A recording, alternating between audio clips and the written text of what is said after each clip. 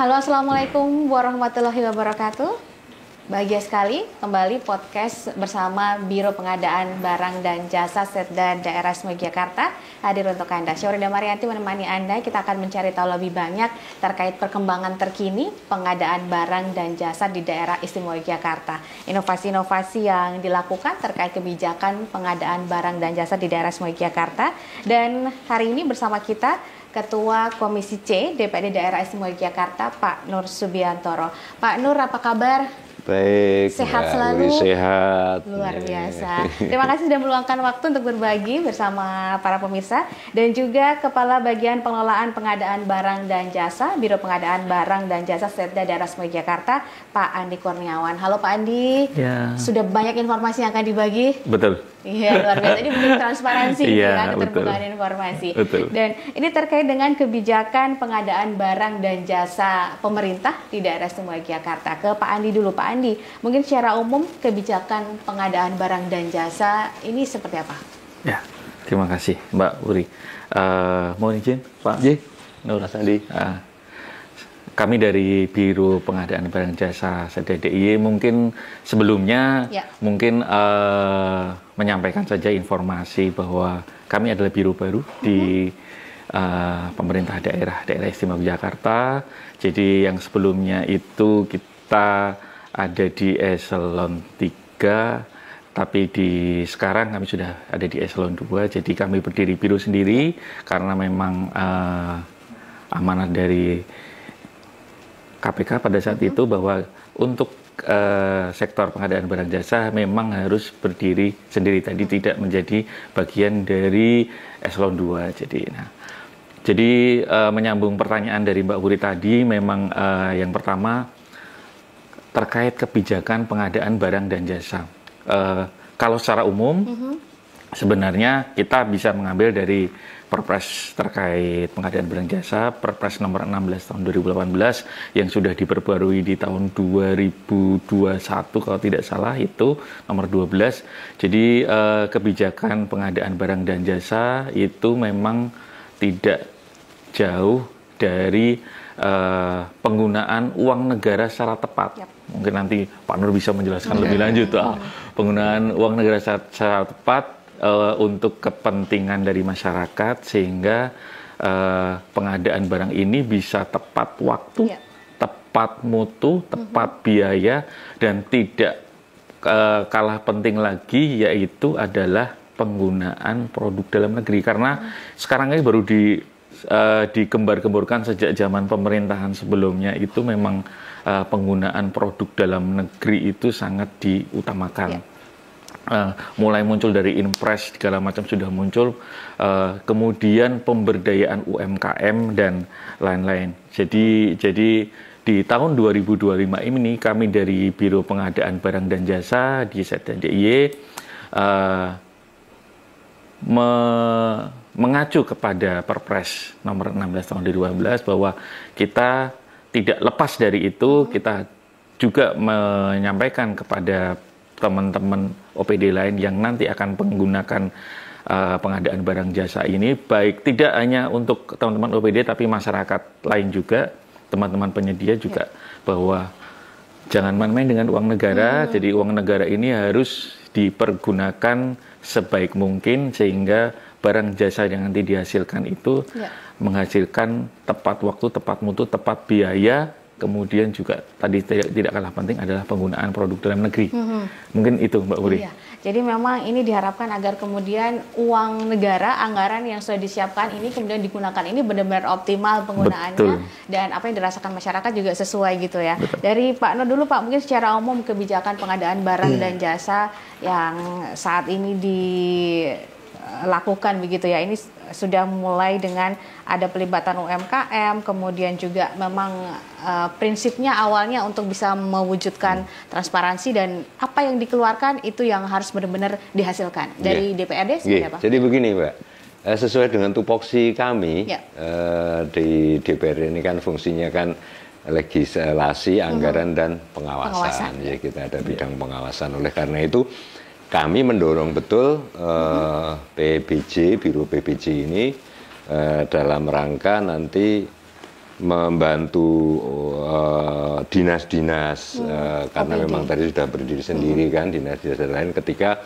harus ada pengadaan barang, kemudian kemungkinan tender, ini harus ada aspek transparansi dan akuntabilitas. Ini yang penting, akuntabilitas. Jadi semuanya bisa terkontrol.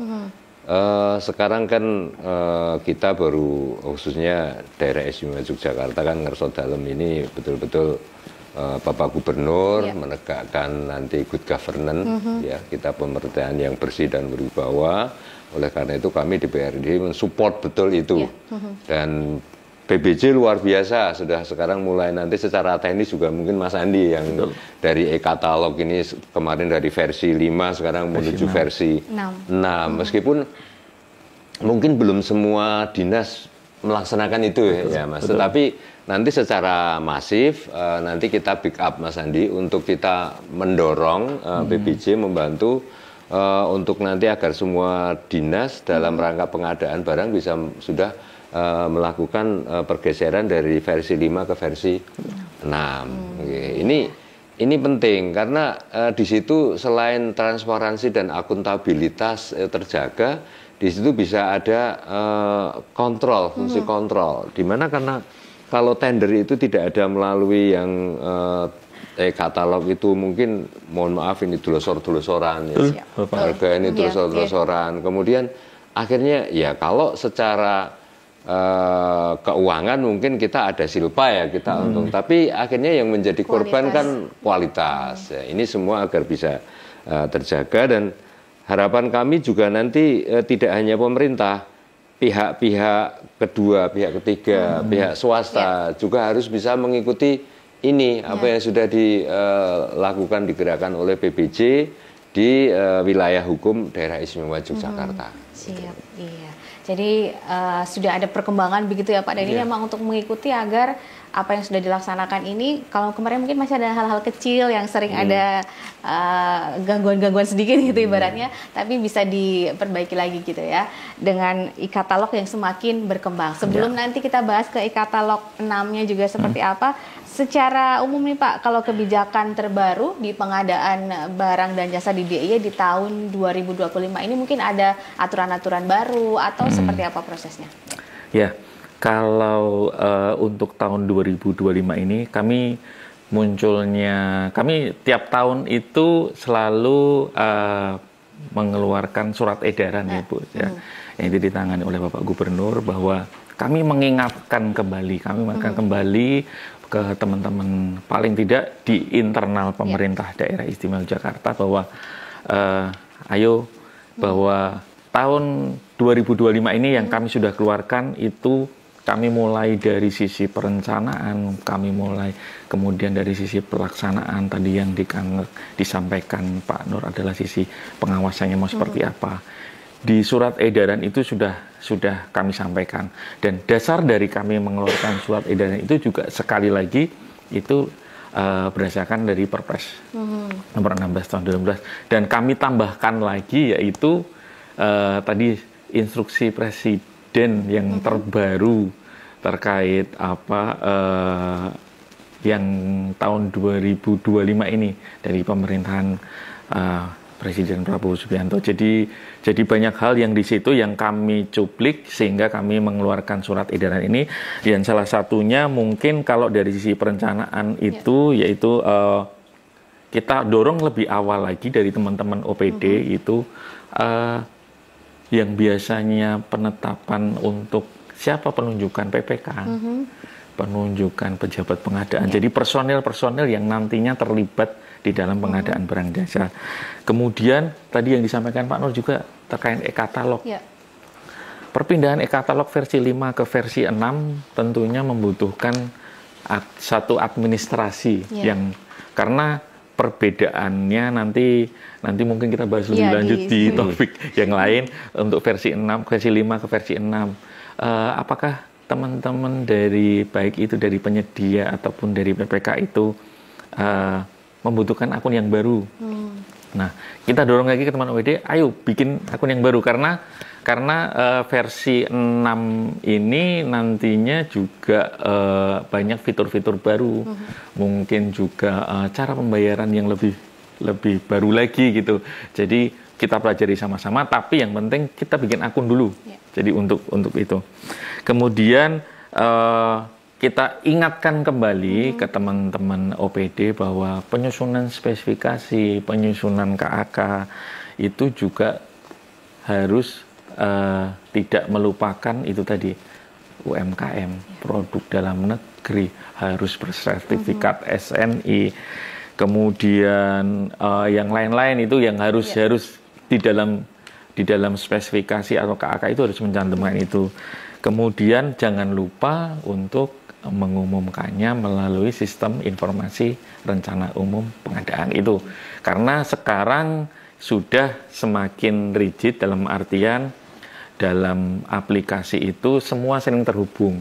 Jadi tidak bisa berdiri sendiri. Jadi kalau nanti ada yang terlupakan pasti tidak bisa berlanjut nanti untuk pengadaan barang jasa. Kemudian nanti kita bicara terkait pelaksanaannya seperti apa, lelangnya seperti apa, itu kita sampaikan di SE ini yang kita sampaikan ke teman-teman OPD. Mungkin seperti itu, Mbak Putri. Tadi kan di awal tahun ini harus ibaratnya cepat-cepat nunjuk PPK, PP-nya gini. Ini ada syarat-syarat PPK, PP ini sebenarnya ini harus yang seperti apa? Ya.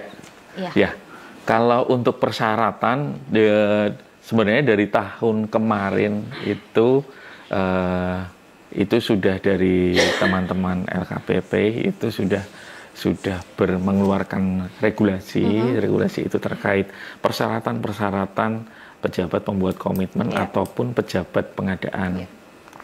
Jadi untuk pejabat pembuat komitmen itu kita ada tiga sertifikat kompetensi. Yang pertama tipe C, ada kemudian tipe B, kemudian tipe A. Dan yang didorong oleh teman-teman LKPP itu pada awalnya adalah untuk sertifikat kompetensi tipe C itu memang dipergunakan untuk PPK yang paket-paket kecil, jadi di bawah 200 juta untuk konstruksi, kemudian untuk jasa konsultasi di bawah 100 juta. Tapi yang untuk tipe B ini memang untuk dikhususkan untuk PPK yang memegang paket-paket besar, jadi paket-paket tender maupun menggunakan e-katalog yang kalau konstruksi itu di atas 200 juta. Tapi ini memang sangat dinamis sekali karena untuk memunculkan sertifikat kompetensi tipe B ini memang harus kita mengikuti ujian, kemudian kita harus menyusun portofolio pengalaman seperti apa. Dan ini memang khususnya SDM di PBJ di Pemerintah Daerah Istimewa Yogyakarta ini memang belum banyak. Jadi kita didorong oleh situasi yang membutuhkan SDM kompetensi tipe B ini banyak, tapi kita belum banyak personel yang mempunyai kompetensi ini. Jadi di tahun kemarin itu sudah agak lumayan banyak yang tipe B, tapi di tahun ini mau ditambah lagi, dan kita dorong memang salah satu dari program kita di tahun 2025 adalah mendorong untuk beberapa PPK untuk mempunyai sertifikat kompetensi tipe B. Tapi baru awal tahun kemarin ternyata sudah ada surat edaran dari LKPP bahwa memperbolehkan bahwa untuk tipe C ini memegang untuk paket-paket yang besar, tapi hanya sampai dengan akhir tahun 2025. Ke depan memang, jadi kami juga dari Biro PBJ juga mendorong teman-teman dari OPD lain, ayo untuk teman-teman OPD yang punya kompetensi untuk maju ke tipe B, ayo kita sama-sama untuk mengikuti ujian untuk PPK tipe B. Tapi ya itu lagi, satu lagi ya, kalau kita bicara terkait PPK itu harus ada dua aspek, Pak. Harus mampu dan harus mau. Nah, itu kadang-kadang yang agak sedikit menjadi permasalahan, kendala. Jadi kadang-kadang mampu tapi tidak mau, atau dia mau tapi tidak mampu. Nah, jadi seperti itu kendala kami di SDM itu. Jadi seperti itu, Mbak Wuri. Pak Andi, ini tadi kan masih kurang begitu ya tipe B ini. Tadi ada kemungkinan mampu tapi nggak mau tapi belum mampu. Nah, ini lebih banyak yang mana ya? Karena takut gitu, Pak. Kami belum memetakan secara khusus terkait personil yang ada di OPD khususnya. Tapi memang di Perpres sendiri itu sudah membicarakan terkait itu. Jadi kalau misalkan tidak ada tipe B atau tipe C yang walaupun sudah ada regulasi baru, tipe C bisa, tapi kalau memang tidak ada, memang harus dijabat oleh PA atau KPA. Dalam hal ini kebanyakan kepala dinas, Pak. Jadi kepala dinas nanti PPK seluruh paket di OPD itu memang itu dimungkinkan secara regulasi. Tapi memang didorong, ayo teman-teman yang lain, baik itu eselon 3, eselon 4 itu bisa untuk mendapatkan sertifikat kompetensi untuk PPK tipe B. Tapi paling itu tidak ada biayanya nggak untuk bisa? Ya, kalau untuk tipe C sekarang free, Pak. Jadi kita modelnya kita pakai MOOC itu mendaftar saja secara online, kemudian diberikan materi, kemudian nanti ujiannya pun secara online. Tapi untuk tipe B mungkin memang berbayar. Soalnya kan ini Pak, tadi kan saya sampaikan kalau di kita di DPR ini kan tadi fungsinya itu kan legislasi, anggaran dan pengawasan. Jadi ketika itu harus berimbang. Kita ya tidak hanya mengawasi doang kan, kita juga mungkin harus mendorong juga PPJ. Kalau memang ada kendala terkait dengan SDM dan itu ada ini, mestinya kan nanti jenengan ajukan aja ke anggaran ke kita. Nanti kita bantu. Karena ini sudah menjadi keniscayaan. Betul. Ini program ini harus menjadi keniscayaan dari pemerintah DIY. Ini harus dilaksanakan. Ketika ada program, ada niatan untuk pelaksanakan di jenengan, di eksekutif di eksekutif, bukan di kita di legislatif. Nah, ya harus ada SDM yang cukup. Untuk bisa SDM yang cukup itu perlu anggaran untuk itu. Sertifikasi. Betul. Nanti kita bantu. Tapi kita baru bicara terkait PPK, Mbak. Kita belum bicara terkait SDM yang melaksanakan proses pengadaan barang jasa. SDM di kami. Nah itu belum juga. Ini aja belum, mau yang keluar. Kita internal kami masih kekurangan sebenarnya harusnya sesuai apa regulasi dari pusat itu. Di kami itu harusnya untuk UKPBJ kami bila caranya Biro PBJ itu sebagai UKPBJ. Kalau regulasi di nasional itu unit kerja pengadaan barang dan jasa. Nah, itu untuk ketua dijabat oleh kepala biro, sekretaris saya. Itu di kami itu untuk UKPBJ yang kami sudah di level 3, Mbak. Itu kami tuh harus kurang lebih sekitar 45 orang untuk jabatan fungsional. Tapi di kami baru 27 orang. Ini pun nanti berkurang 1, Pak, karena kebetulan diterima CPNS karena kami ada ASN yang jadi jabatan fungsional dan P3K kan pun boleh. Tapi P3K ini ternyata kemarin diterima pada saat pengadaan CPNS di tahun kemarin itu diterima. Nah, ini kami berkurang 1 lagi, jadi 26. Ada kemungkinan berkurang 2 karena di awal tahun besok kami ada yang pensiun 2. Nah, ini berkurang lagi. Nah, kami nyuwun mungkin nanti mungkin lewat Pak Nur nanti bahwa kami untuk mengejar 45 itu memang agak susah. Yang kami harapkan juga tadi, Mbak, misalkan dari teman-teman, jadi ada dua sumber kita pengadaan capung atau mengambil dari teman-teman OPD. Apakah yang mau jadi capung PBJ dia itu. Tapi capung PBJ pun nanti ada persyaratannya. Seperti itu.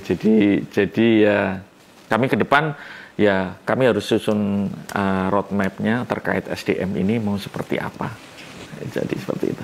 Pak, ini berarti mana yang mendesak antara PPK atau yang dua-duanya ini harus jalan bareng terisi semuanya tahun ini atau gitu? Ya, kalau untuk Japung memang mungkin membutuhkan waktu agak lebih lama. Yeah. Karena ke depan itu tidak hanya kaitannya sama ketercukupan di kami, tapi kalau Japung kan memang juga harus ada konsekuensi anggarannya. Nah nanti, nah itu kalau PPK jauh lebih mudah karena itu bisa mungkin nanti dianggarkan di OPD masing-masing untuk tadi ujian kompetensi atau mungkin tadi seperti Pak Nur yang ngendikan tadi kita anggarkan untuk tahun depan khusus untuk ujian kompetensi untuk tipe B ini. Nah, jadi kalau saya cenderung lebih mudah mengejar yang PPK ini daripada yang Japung. Kalau Japung memang roadmap-nya harus jelas selama 5 tahun kita bisa menambah berapa dan kaitannya nanti pasti dengan BKD dengan yang lain gitu. Dan meskipun ini ada rasionalisasi, efisiensi, tetapi kan kalau di bidang jenengan ini kan memang sangat dibutuhkan. Okay. Ini karena tetap tahun lah, makanya nanti di RKA 2026 ini kan mulai penyusunan kan. Coba aja dimasukkan misalnya. Nanti kita bantu pengawalan di pembahasan tapi di komisi. Tapi ini harus nunggu 2026 Pak, nggak bisa di perubahan 2025 mungkin? Kalau perubahan 2026 ini mengikuti ini aja, kemungkinan bisa, tapi setelah tadi yang disampaikan Inpres 1 2025 kemudian diikuti dengan surat edaran menteri terkait dengan perubahan RKA kan didorong harus ada perubahan RKA yang mengacu kepada programnya nasional. Siap. Jadi mungkin akan di 2026 gitu ya. Ini semoga nantinya yang PPK bersertifikasi juga terpenuhi. Meskipun skala prioritas. Skala prioritas 2026 yang 2025 apa dulu, nanti dilanjutkan 2020. Iya, oke. Baik Pak Nur Subiantoro dan juga Pak Andi, kita akan lanjutkan perbincangan kita terkait kebijakan pengadaan barang dan jasa di lingkungan Pemda Daerah Istimewa Yogyakarta dalam podcast persembahan Biro Pengadaan Barang dan Jasa Setda Daerah Istimewa Yogyakarta. Kami segera kembali.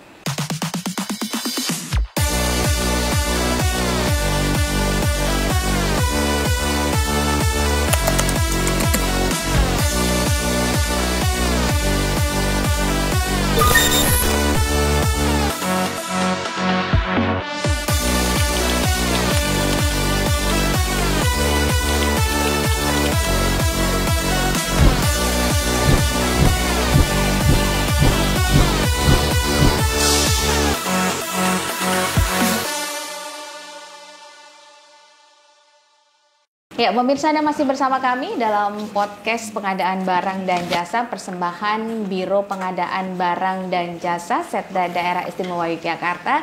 Kali ini terkait dengan kebijakan pengadaan barang dan jasa di Daerah Istimewa Yogyakarta. Kita bersama dengan Ketua Komisi C DPD Daerah Istimewa Yogyakarta, Pak Nur Subiantoro, dan juga Pak Andi, Kepala Bagian Pengelolaan Pengadaan Barang dan Jasa Setda Daerah Istimewa Yogyakarta. Tadi sudah terkait SDM, biarpun masih jumlahnya mungkin masih perlu ditambah gitu ya. Tapi dari sisi keyakinan mereka, apakah yang sudah ada ini masyarakat bisa menaruhkan kepercayaan? Ya, kalau bicara terkait kemampuan kan kita coba di Biro Pengadaan Barang dan Jasa kan. Bahkan tidak hanya di biro kami pun, di yang lain pun kalau kita bicara personil itu mesti selalu bicara kurang ya. Tapi melihat dari tugas dan fungsi kami sebagai Biro Pengadaan Barang Jasa, memang kami mau tidak mau memang harus memaksimalkan potensi yang ada di teman-teman di Biro Pengadaan Barang dan Jasa. Jadi dengan jumlah 27 orang tadi yang kami punya, ditambah dengan mungkin teman-teman sekretariat, kemudian juga teman-teman pendukung yang lain, kami mencoba memaksimalkan fungsi ini. Tapi memang ke depan mungkin kami sampaikan ke Pak Nur juga, sebenarnya trennya itu menurun dalam artian seperti ini. Di tahun per tahun, mulai dari mungkin 2000 setelah COVID ya, mungkin setelah COVID, karena COVID otomatis sudah tidak ada pengadaan lagi, Pak. Ya, karena semua diefisiensi, dirasionalisasi itu trennya menurun. Kami tahun kemarin itu kurang lebih 161 paket, Pak, pengadaan. 161 paket itu. Itu sejauh menurun dari tahun sebelumnya yang sekitar 200-an, 200-300. Karena apa? Karena itu tadi yang disampaikan Pak Nur tadi juga. Penggunaan e-katalog. Penggunaan e-katalog itu semakin masif juga. Karena itu memang didorong oleh teman-teman dari APIP, baik itu dari KPK ataupun dari LKPP sendiri, penggunaan e-katalog. Jadi dengan turunnya tingkat jumlah tender yang masuk di kami 161, mungkin ini juga tahun ini kami prediksi turun lagi. Yang pertama rasionalisasi, itu efisiensi itu memang agak sedikit menekan jumlah pengadaan. Kemudian yang kedua itu peralihan menuju e-katalog. Jadi teman-teman Japung kami kemungkinan yang kami prediksi ada perubahan regulasi terkait di kuota.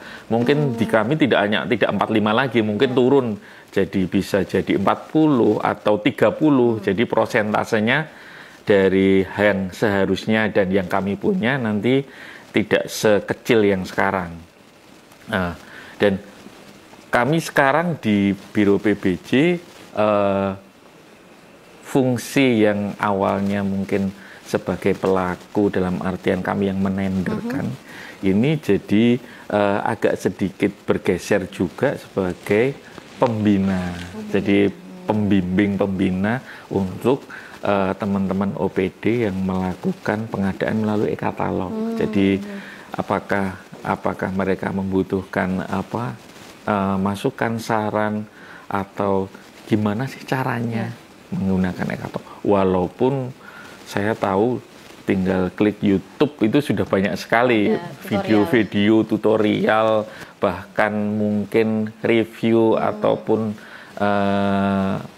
dari teman-teman provinsi lain ataupun dari teman-teman kementerian lembaga yang mereview terkait e-katalog ini, itu sudah banyak. Tapi kami memang mempunyai fungsi itu, jadi membina kawan-kawan OPD baik dan masyarakat dan penyedia pun terkait e-katalog ini. Dan mungkin saya sampaikan juga di SE kami itu untuk tadi meningkatkan akuntabilitas juga kemudian integritas, Pak Nur. Kami juga di dalam SE kami mencantumkan bahwa kami meminta fakta integritas dari seluruh pelaku pengadaan barang dan jasa. Dan itu juga sudah jelas di situ tertulisnya bahwa terkait integritas, terkait transparansi itu sudah ada di situ, dan yang nantinya itu pun nanti di fakta integritas itu yang ditandatangani oleh teman-teman pelaku pengadaan, yang itu bisa menjadi pegangan kami juga, paling tidak menjadi pegangan kami, walaupun nanti pada pelaksanaannya kami serahkan kembali ke masing-masing individu. Jadi seperti itu, Mbak, kami mendorong teman-teman juga di kami ataupun di teman-teman penyedia dan teman-teman pelaku pengadaan di OPD masing-masing. Mungkin seperti itu. Ya, tapi optimis ya, karena sudah tanda tangan fakta integritas juga, artinya sudah dibaca juga. Ini semoga dari hati juga gitu. Jadi begini, Mbak, begini. Jadi sistem pengawasan, apalagi jauh aparat penegak hukum, itu kan melihatnya itu selain fakta integritas itu kan menurutnya mulai dari perencanaan, penganggaran, mulai dari perencanaan, penganggaran, proses tender, proses lelang sampai dengan di pelaksanaan. Oleh karena itu semua rangkaian itu memang harus dibenahi dan disempurnakan dalam rangka akuntabilitas itu tadi.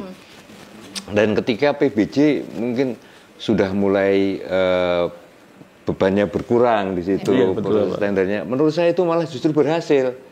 Karena biar OPD itu mampu menyalakan kegiatan sendiri, nanti PBJ itu tinggal mengguiden.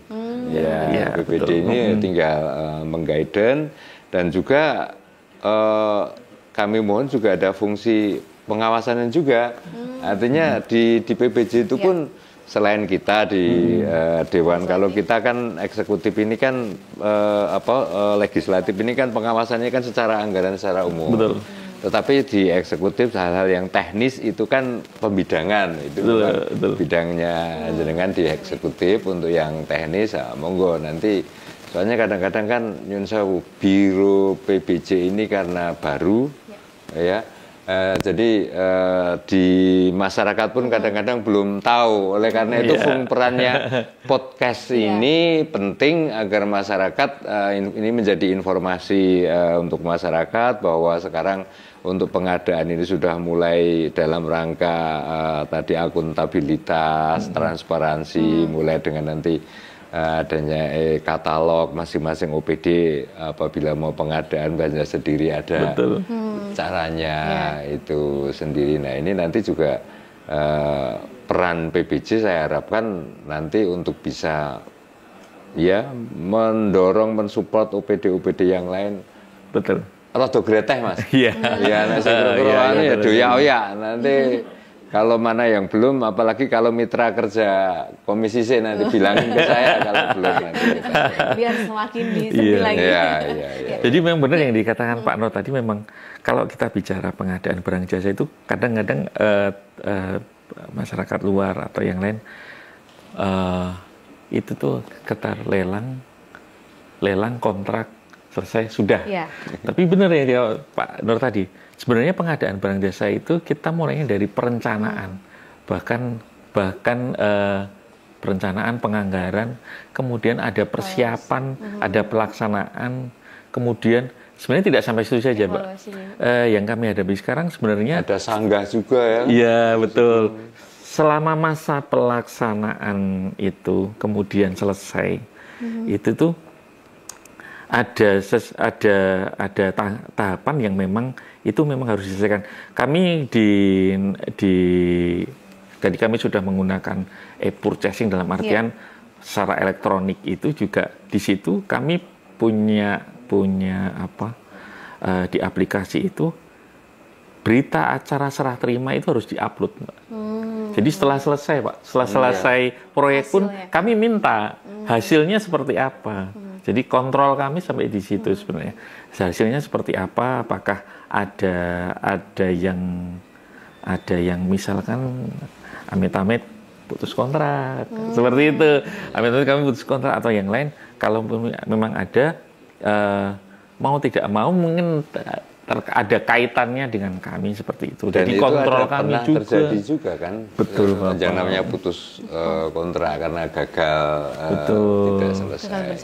Jadi menjadi koreksi bagi kami juga mungkin di dalam pengadaannya, apakah ada yang kami terlewatkan atau mau seperti apa, karena kalaupun nanti ya amit-amit lagi berproses hukum pun pasti akan dilihat sampai dengan proses pengadaan. Atau lebih jauh lagi di proses penganggarannya seperti apa, perencanaan dari awal seperti apa, apakah ini putus kontrak ini aslinya ini masalahnya dari situ atau dari pelaksanaan ini sudah beres, perencanaan sampai pemilihan sudah beres, pelaksanaannya ternyata yang tidak beres itu di pelaksanaan itu kan itu bisa jadi berbagai macam dan juga bisa menjadi koreksi bagi kami gitu. Ya. Tapi setidaknya tadi dari berita acara di akhir yang penyerahan ini ikut membantu untuk ngecek gitu ya, Pak. Betul, iya. Ya. Nah, Pak, ini juga mungkin kan tujuannya juga transparansi gitu ya dari pengadaan barang dan jasa ini. Selain pengawasan oleh legislatif, masyarakat juga kan mungkin pengen juga nih untuk mengetahui bagaimana sih pengadaan barang dan jasa, atau ada paket-paket apa aja ini tahun ini siapa yang akhirnya berhasil mengerjakan atau seperti apa. Ini ada akses yang bisa dilihat. Ya, di kami itu juga menggunakan aplikasi yang kita ikut di LKPP, yaitu namanya Sistem Informasi Rencana Umum Pengadaan atau SIRUP. Nah, di SIRUP ini memang dari teman-teman OPD itu dia mau pengadaan apa saja wajib mencantumkan, memasukkan, mengisi di SIRUP itu. Jadi di SIRUP itu nanti ada isian terkait pagunya berapa, kemudian lokasinya di mana, kemudian nilai jangka waktu pelaksanaannya dari kapan sampai kapan, kemudian metode pemilihannya mau seperti apa. Dan di situ nanti dari teman-teman OPD mengisi di situ, dan itu bisa diakses oleh masyarakat, bisa. Tapi informasi yang bisa dilihat oleh masyarakat mungkin tidak sedetail yang ada di itu. Tapi masyarakat bisa mengakses itu. Jadi nantinya ke depan misalkan OPDA mau ada pengadaan apa saja, ada di situ waktunya segini, jangka waktunya segini. Jadi baik itu masyarakat, baik itu yang pengguna ataupun nanti penyedia yang pengen tahu pengadaan apa saja bisa melihat di web Sirup itu. Dan itu menjadi salah satu dari aspek transparansi itu tadi. Walaupun nanti mungkin pada saat pelaksanaannya, yang itu tadi misalkan ada di tengah, itu untuk web Sirup ini kita biasanya minta segera pada saat sudah jadi DPA, Mbak. Itu sudah segera menyusun. Tapi muncul misal instruksi Presiden yang kemarin, Pak, terkait gitu ya, rasionalisasi perubahan. Jadi itu harus perubahan lagi, perubahan, dan harus diupdate karena apabila nanti tidak diupdate pasti ada selisih perubahan, dan biasanya di akhir tahun akan kami rekap, Mbak, yang sudah berproses untuk pengadaan dan jadi antara perencanaan dan nanti pelaksanaan di akhir itu ada selisih nggak? Kalau ada selisihnya di mana? Jadi kita cari, oh ternyata ada perubahan gara-gara rasionalisasi dan belum diupdate seperti apa. Kemudian, oh ternyata itu tadi yang saya sampaikan, putus kontrak misalnya, kita putus kontrak. Nah, yang terjadi sampai kegagalan seperti itu mungkin nggak, Mas Andi, mungkin katakanlah di e-katalog itu sudah ada kan standarisasi harga, tetapi di luaran ternyata barang itu ada kenaikan harga yang ya bukan inflasi lah, tapi semacam inflasi kayak gitu. Itu, ini kan bisa jadi membuat itu gagal. Meskipun itu sebenarnya resiko penyedia sih. Betul. Jadi sebenarnya di aplikasi e-katalog kan penyedia bisa mengupdate pun kapan saja, Pak. Tapi memang ada beberapa kementerian yang punya e-katalog itu, dia mengantisipasi itu perubahan harga itu, khususnya konstruksi, Pak. Jadinya tidak serta-merta langsung mengubah harga, karena komponen penyusun harga itu memang harus bisa dipertanggungjawabkan. Jadi tidak serta-merta. Tapi kalau memang barang yang memang terjadi di beberapa barang seperti itu di e-katalog, yang ada di e-katalog itu ternyata lebih mahal daripada yang di pasaran. Karena mungkin kalau di pasaran itu berbagai macam itu ya, Pak, berbagai macam dinamika yang mungkin tidak terupdate di sini. Tapi di sini memang kami punya fitur yang namanya negosiasi. Dan prinsip dari e-katalog sebenarnya tidak boleh melebihi dari harga pasar, Pak.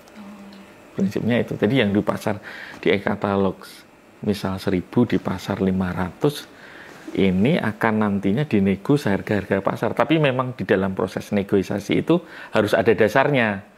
Oh ini loh, ternyata di pasar ini, oh ya sudah, ini harus mengikuti harga pasar. Jadi 1.000 jadi 500 sesuai harga pasar. Kalau tidak mau ya kita beralih ke penyedia lain yang ada di etalase itu.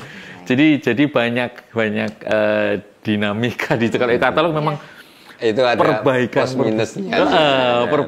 Perbaikan di situ memang ini memang sebenarnya dibilang baru ya bukan, tapi tidak banyak orang yang paham betul terkait e-katalog itu. Jadi tugas kami di Biro PPJ juga mencoba memahamkan masyarakat terkait itu, dan kita mungkin kalau sekarang kalau di tataran OPD dan masyarakat penyedia jasa itu mungkin sudah banyak yang paham walaupun tidak terlalu banyak. Tapi kita sekarang untuk nyun sewu, Pak Nur, yang dana desa itu. Dana desa itu kan pelaku pengadaannya itu kan di tingkat desa, kelurahan. Nah, dan itu pemahaman terkait regulasi pengadaan barang jasa mungkin juga tidak terlalu mereka tidak terlalu memahami secara utuh. Jadi itu PR, Mas. Ya, di tahun ini Bapak alhamdulillah melalui dana keistimewaan juga kami mencoba menyentuh mereka. Menyentuh mereka jadi pelaku-pelaku pengadaan barang jasa di tingkat kelurahan. Kami akan coba masuk ke mereka melalui e-katalog juga. Jadi kita pahamkan bahwa ini loh kita punya e-katalog yang nantinya pelaku-pelaku pengadaan di kelurahan itu bisa mengakses itu. Karena selama ini mereka masih kemungkinan yang kami tahu itu masih manual.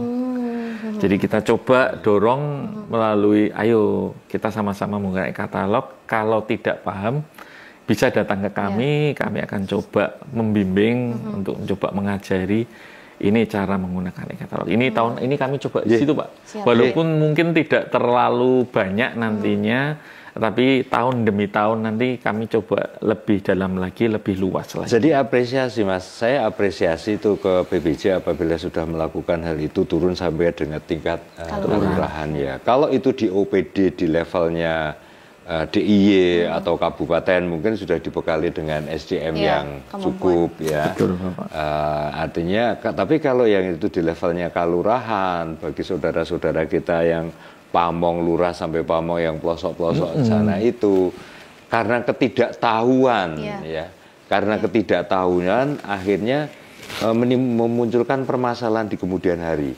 Nah, itu yang kita tidak ingin dan kita tidak rela. Oleh karena itu saya apresiasi apabila nanti PBJ itu mau turun sampai ke level kelurahan, meskipun nanti juga bersama-sama dengan kabupaten. Artinya kan ada PBJ-nya kabupaten yang bidang itu, ambil aja sampling, katakanlah per kabupaten itu dalam 1 tahun 5 dulu, dalam 1 tahun nanti progres terus itu agar karena anggaran itu besar juga. Per kelurahan selain ADD itu kan ada BKK.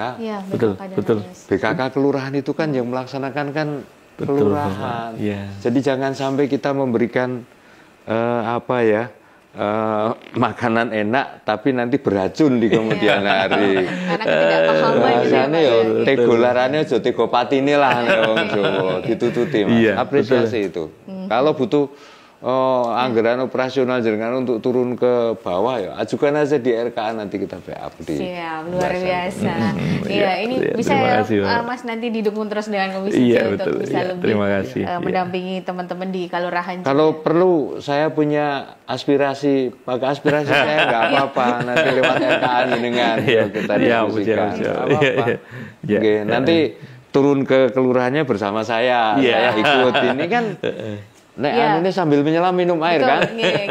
Saya butuh untuk ketemu konstituen, butuh ketemu masyarakat bersama dengan panjenengan yang membawa informasi bagus untuk kelurah, untuk Pak Among. Ini kan betul. Kenapa tidak? Betul. Agar semuanya bisa transparannya juga sampai dengan tingkat kelurahan, tidak ada masalah di kemudian hari karena hanya tidak paham gitu ya, Pak ya. Pak, ini lagi lanjut terkait dengan kembali ke web sirup tadi kan masyarakat bisa mengakses, terus juga dari sisi OPD-nya juga terus diberikan pendampingan gitu ya agar kemudian memanfaatkan sirup ini dengan seoptimal mungkin. Gambarannya ini mungkin tender yang ada di sirup ini apakah hanya tender-tender besar atau mungkin juga paket-paket pekerjaan kecil ada di sana? Ya, kalau di sirup ini ya mungkin tadi lupa saya sampaikan bahwa pengadaan sekecil apapun, jadi yang ada semua di DPA karena kalau kita lihat proses pengadaan barang jasa kan tidak hanya tender, kita punya pengadaan langsung, kita punya penunjukan langsung, kemudian ada tender, kemudian ada yang di OPD ada belanja modal, betul, itu ada pengadaan barang, ada pengadaan yang dikecualikan segala macam. Dan itu semua proses pengadaan barang jasa memang harus dimasukkan ke sirup. Bahkan mungkin sebagai contoh kecil, pengadaan makan minum rapat yang hanya mungkin 200.000, memang harus dimasukkan, Pak. Dimasukkan ke sirup semua, biar kami bisa kontrol semuanya. Jadi nantinya akan kami rekap semua di akhir tahun. Yang menggunakan tender segini, yang seleksi itu untuk jasa konsultasi segini, pengadaan barang segini. Nah, itu bisa nanti kami rekap di akhir tahun, bisa kami jadikan informasi ke kami dan menjadikan mungkin koreksi ke kami, database kami ke depan, kebijakan apa lagi yang bisa kami sampaikan ke tahun ke depan. Jadi seperti itu, jadi macam-macam. Iya, jadi memang di sana semua paket pekerjaan ada gitu ya Pak ya di Sirip ini, dan ini memang membuka akses untuk masyarakat untuk bisa mengetahui ada apa aja yang mungkin mau terlibat langsung juga bisa, yang ingin mengawasi, membantu pemerintah, membantu Departemen mengawasi agar pengadaan barang dan jasa ini benar-benar transparan juga bisa memantau melalui Sirip ini. Masih banyak terkait dengan pengadaan barang dan jasa. Kita akan kembali, kita jeda sejenak.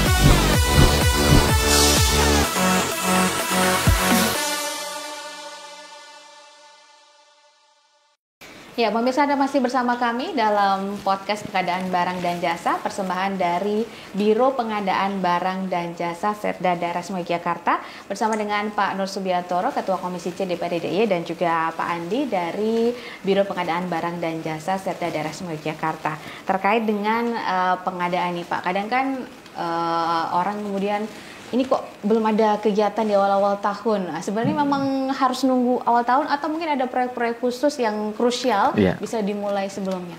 Ya,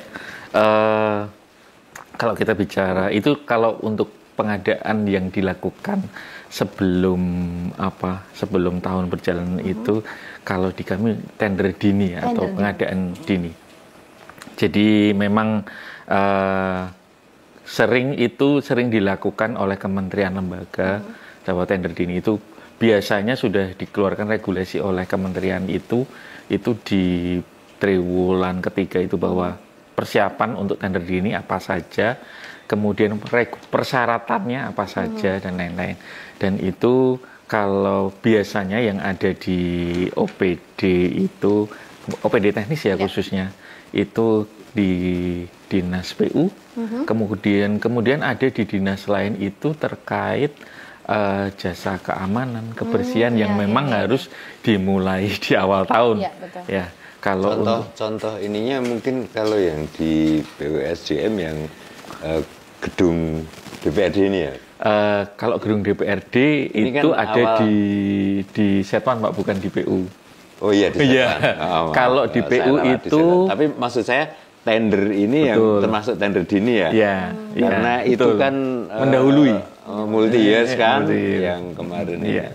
Kalau yang tadi saya sampaikan tender dini itu misalnya yang di PU itu terkait pemeliharaan rutin jalan, Pak. Kan itu memang itu yang wajib mengikat ya, karena itu memang harus ada tiap tahun. Dan itu harus dilaksanakan selama 12 bulan full, dimulai dari Januari awal sampai akhir 31 Desember. Dan itu biasanya dilakukan memang di awal tahun. Jadi ya di awal tahun itu sudah dilakukan tender dini. Tapi semakin ke sini terakhir itu ternyata menggunakan e-katalog. Jadi tidak tender dini lagi, karena memang sudah diakomodir di e-katalog bisa. Karena teman-teman dari APBN pun ternyata untuk pemeliharaan rutin menggunakan e-katalog. Jadi sudah bisa. Jadi tugas kami sekali lagi berkurang, Pak. Ya. saya menarik, Mas Andi. Nanti mungkin kalau pas off air ya, ada yang teknis di rapat saya itu pengen kami sampaikan. Jadi tapi kerangka besarnya adalah begini. Ini tadi ingat ketika perawatan jalan ya, perawatan jalan rusak nih, jalan rusak. Ketika itu juga masyarakat karena kan sudah mulai wah ini terus kemudian muncul di medsos. kami hanya tidak ingin kemudian pemerintah itu alasannya wah ini harus mengikuti dilelang di melalui tahun berikut ini. Betul, jadi saya ada gambaran, ada teknis yang itu mungkin bisa dilakukan sehingga ketika muncul di media nih, jalan sana rusak, 3 hari kemudian langsung PU turun tangan, langsung itu benahi jalan itu.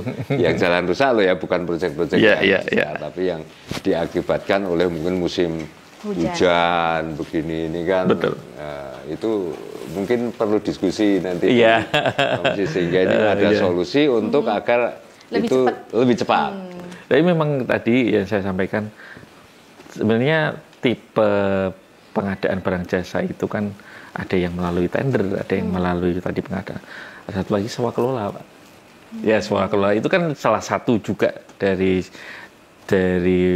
apa tipe nanti pelaksanaan kontraknya itu mau sewa kelola ataupun yang lain tuh sangat dimungkinkan. Tapi sekali lagi itu pilihan. Itu pilihan mau menggunakan metode apa yang sekali lagi kalau Pak Nur tadi bilang 3 hari harus ditutup. Nah, jadi kita mau menggunakan tipe kontrak apa nih? Kalau e-katalog sangat mungkin bisa, Pak. Sewa kelola bisa. Kalaupun menggunakan kontrak yang tender biasa juga bisa. Tapi itu juga tergantung nantinya tadi Pak plus minusnya. Itu dari PPK mau menggunakan apakah sewa kelola ataukah menggunakan e-katalog atau menggunakan tadi kontrak biasa, itu ada plus minusnya. Tapi yang kalau menurut saya yang paling cepat untuk mengatasi masalah, karena yang namanya jalan itu satu ya itu tiap hari dilewati masyarakat. Jadi kalau saya kan berpikirnya itu kan keperbiaan saya kepada masyarakat ya. Jadi bagaimana masyarakat itu juga, karena kita itu kan pelayan ya. Betul, Bapak. Melayani masyarakat dengan baik. Ketika ada keluh kesah itu kita langsung bisa hadir memberikan solusi, maka itu luar biasa kan di masyarakat. Kalau soal hal yang teknis kan mungkin bisa juga nanti swaklola itu mungkin semacam jadi apa ya, misalnya PUSDM punya semacam barisan yang ada pekerja apa ya, saya ada gambaran nanti apa sebutannya apa itu, sehingga nanti yang melaksanakan itu pasukan tempur yang ada di unit reaksi itu. Cepat. Nah, semacam itu. Unit tanggap darurat atau unit. Kalau di bencana itu kan ada seperti TRC, itu. Menurut saya di PU juga menurut saya bisa itu punya unit reaksi cepat yang itu di tingkat levelnya kabupaten ya. DIY kan karena keterbatasan SDM, DIY kita punya unit reaksi cepat yang ada di kelurahan sana. Nah, untuk barang anunya itu sudah ready di situ, tinggal ngambil, dilakukan, selesai 3 hari selesai, masyarakat senyum. Gitu. Ya itu anu sih Pak ya, kalau saya nanti kalau bicara itu banyak hal yang mengikuti sih Pak. Memang secara mungkin ke jangka waktu cepat Pak. Tapi ikutannya kan banyak biasanya ya. Ya ini PR-nya jenengan, PR-nya PBJ. Teknis sekali sih memang. Jadi yang saya sampaikan pemilihan itu pilihan apakah mau tadi dilaksanakan secara swaklola tadi yang unit reaksi cepat. Wah, saya sepakat sebenarnya itu juga Pak. Itu cepat karena mengurangi bebannya jenengan.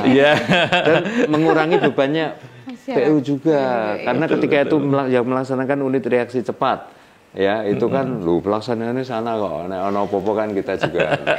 Nah itu teknisnya kita juga. Tapi yang penting saya mendorong itu penjenengan sampaikan. Ada pilihan. Loh, kalau ada pilihan ya kita harus memilih dong.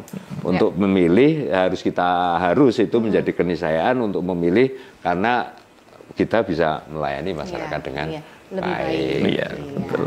Iya, ini juga terkait pelayanan untuk masyarakat ini, harapannya kan dari pengadaan barang dan jasa ini tidak hanya masyarakat bisa merasakan dari hasilnya. Iya, hasilnya masyarakat merasakan, tapi masyarakat juga yang ingin terlibat dalam pengadaan barang dan jasa ini. Mungkin dari pelaku usaha-usaha kecil gitu Pak Adi, mungkin ada ruang khusus yang diberikan lebih besar untuk UMKM. Ini mungkin sebelum ke Mas Andi, saya ingin mendorong begini Mas Andi. Jadi sekarang ini kan termasuk yang dicanangkan oleh Pak Presiden ya dengan nanti kemarin munculnya Inpres 1, kemudian diikuti dengan SE Mendagri, surat edaran Mendagri tentang nanti anggaran untuk rakyat ini. Nah sekarang kan yang didorong ekonominya oleh pemerintah pusat, Pak Presiden ini kan ekonomi UMKM lokal.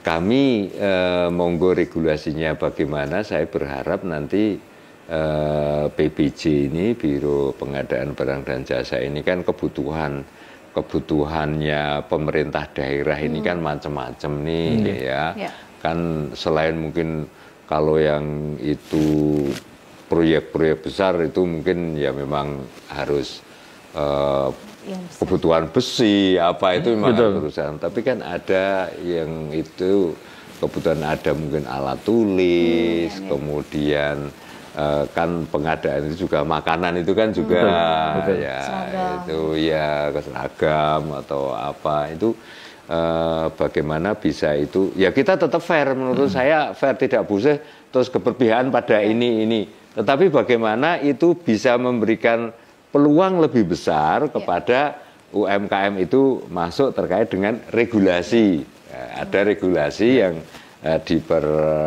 bukan dipermudah, dipermudah juga nggak bagus. Regulasi yang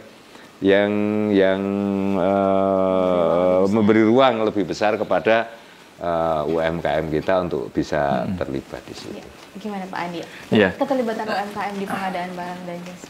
Sepakat dengan apa yang disampaikan Pak Nur ya, memang sekarang dari dan lokal gitu loh Mas. Iya.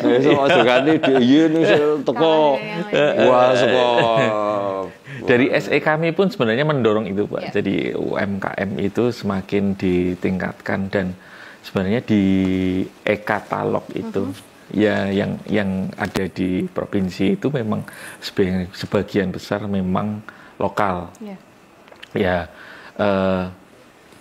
Di Perpres sudah bilang gitu, dan mungkin ditambah lagi dengan penggunaan produk dalam negeri yang dulu pada saat saya di OPD pun tiap tahun itu selalu dipantau oleh BPKP.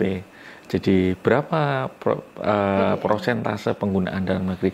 Tidak hanya kalau kita bicara penggunaan produk dalam negeri itu kan sebenarnya linear juga sedikit banyak linear dengan UMKM Kalau kita bicara tender besar tadi, besi, semen, kemudian apa Pak?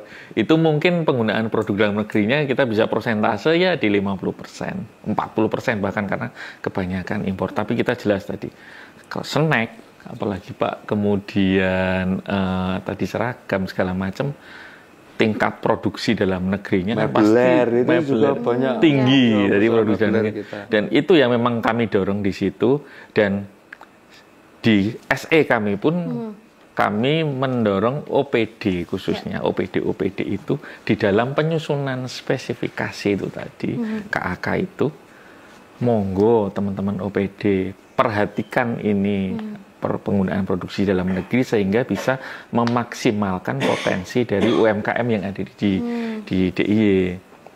Jadi mulai dari situ, mulai dari awal dari perencanaan itu sudah kami dorong untuk penggunaan produksi dalam negeri dan mendorong untuk UMKM. Jadi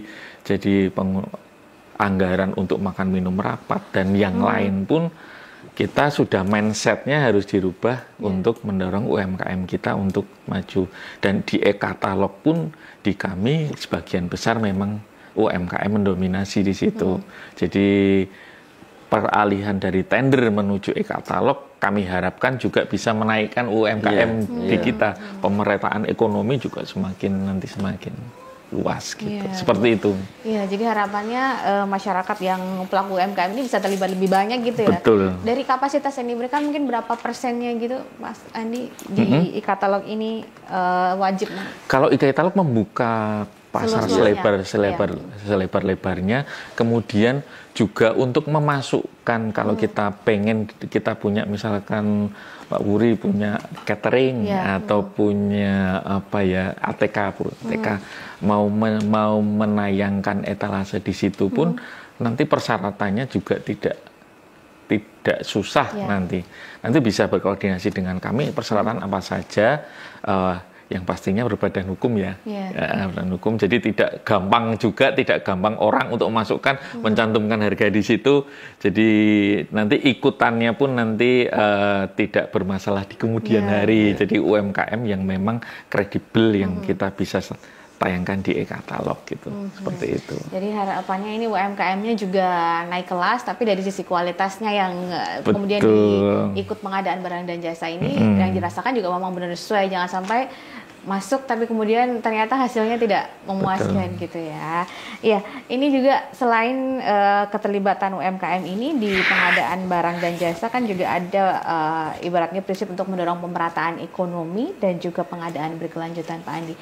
Yang digambarkan pemerataan ekonomi yang seperti apa?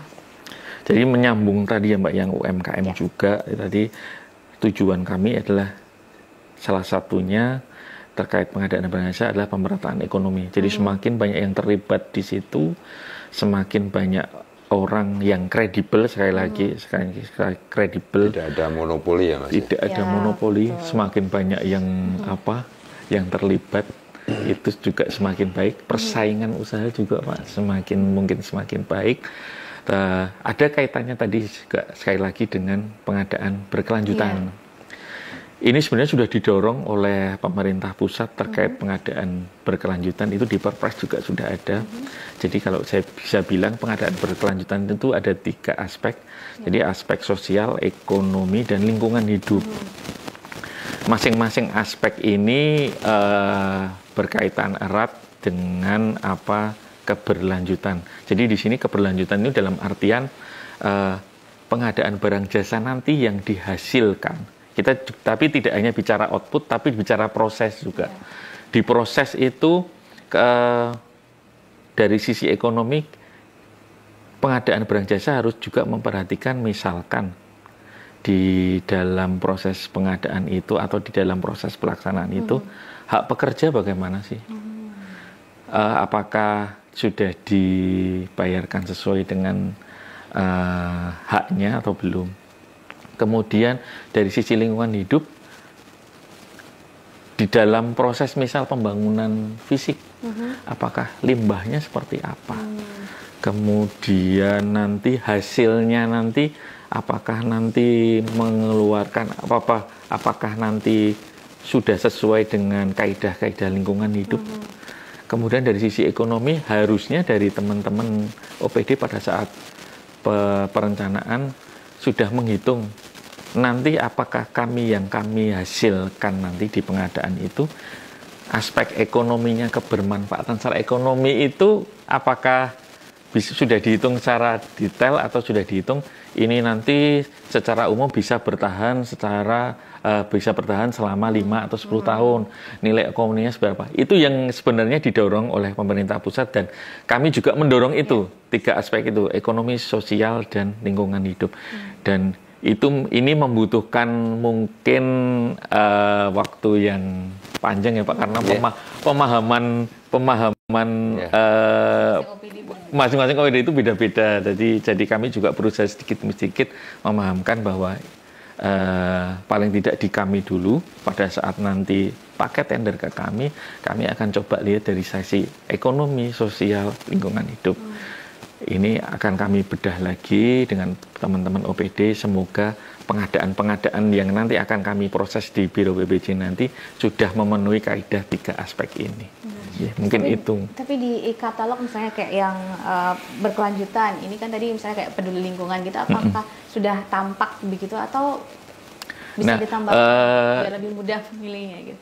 Ke depan ya Mbak, nanti kalau kami bicara mungkin karena kami juga berfungsi sebagai pembina, jadi ke depan akan kami coba sampaikan juga ke teman-teman yang sudah masuk e-katalog, monggo nanti produk-produk yang jenengan masukkan ke dalam e-katalog ini harus juga memuat 3 kaidah ini, aspek ekonomi, sosial, dan budaya. Jadi pada saat pendaftaran untuk masuk etalase atau pembinaan selama proses dia ada di dalam e-katalog itu. Nanti kami coba sedikit demi sedikit, karena tidak mungkin langsung kami terapkan regulasi 3 ini, nanti bisa chaos nanti di pengadaan barang jasa. Pemahaman pelan-pelan dulu gitu ya. Betul. Iya.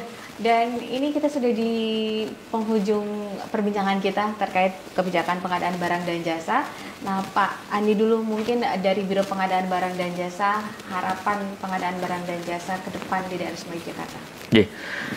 Ke depan kami di Biro Pengadaan Barang dan Jasa, karena kami sudah ada di eselon 2, sehingga Bapak Gubernur sangat berharap ke kami untuk pengadaan barang jasa di Provinsi Daerah Istimewa Yogyakarta ini menghasilkan barang dan jasa yang bisa bermanfaat bagi masyarakat luas, tidak hanya masyarakat di Provinsi Daerah Istimewa Yogyakarta, karena kita tahu penikmat provinsi ini di akhir minggu, weekend, atau di hari-hari besar ini nanti itu semua masyarakat Indonesia mesti akan di sini, dan kami harapkan kami melaksanakan tugas dan fungsi kami secara baik dan benar, dan kami harapkan juga untuk para stakeholder, baik itu penyedia, baik itu nanti aparat penegak hukum dan yang lain-lain, dan masyarakat sebagai user itu nantinya bisa membantu kami untuk melaksanakan tugas dan fungsi kami secara baik dan benar. Dan kami juga berharap juga kepada teman-teman baik dari DPRD, Pak Nur bisa bersama-sama dengan biro kami untuk menghasilkan pengadaan barang jasa yang tadi saya sampaikan di depan, tepat waktu, tepat mutu, tepat biaya. Nah, itu sehingga outputnya bisa dimanfaatkan secara optimal oleh masyarakat. Matur nuwun. Dari Pak Nur Subianto.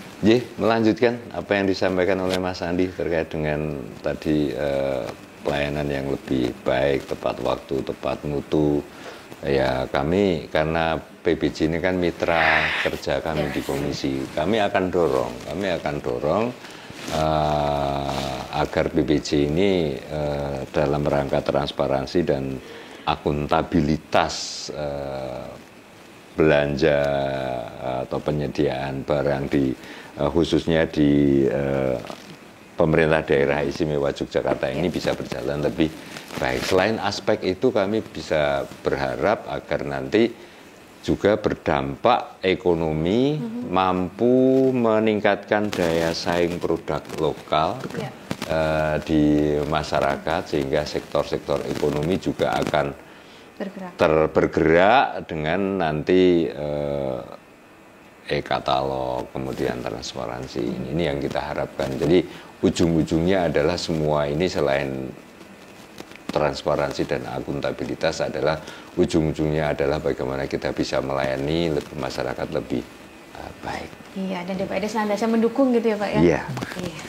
Ya, terima kasih Pak Nur Subianto, Ketua Komisi C DPRD DIY atas waktunya, dan juga Pak Andi Kurniawan, Kepala Bagian Pengelolaan Pengadaan Barang dan Jasa, Biro Pengadaan Barang dan Jasa Daerah Istimewa Yogyakarta. Terima kasih banyak informasinya, dan semoga pengadaan barang dan jasa Daerah Istimewa Yogyakarta ke depan ini semakin transparan, semakin akuntabel, dan juga sesuai tadi yang diharapkan, sesuai dari sisi kualitas, mutunya, waktunya, jumlahnya, dan juga biayanya. Apa yang dikeluarkan ini benar-benar bisa pengadaan barang jasa yang optimal di pelaksanaannya juga, dan juga keterlibatan dari UMKM yang semakin besar, UMKM dan koperasi di daerah Istimewa Yogyakarta memanfaatkan produk-produk dalam negeri.